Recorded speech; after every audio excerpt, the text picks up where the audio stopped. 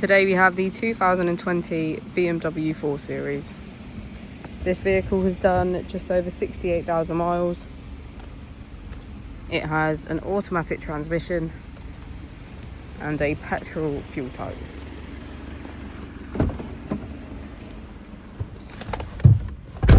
To the left of our steering wheel, we have cruise control as a feature, and on the right we have voice control. Moving on to our screen, we can see that we have front and rear parking sensors, media, communication, map and navigation. Just below our screen we have our dual zone climate control with heated seats on either side. If we press our mode button, we can switch between our different driving modes: Sport Plus, Sport, Comfort and Eco Pro.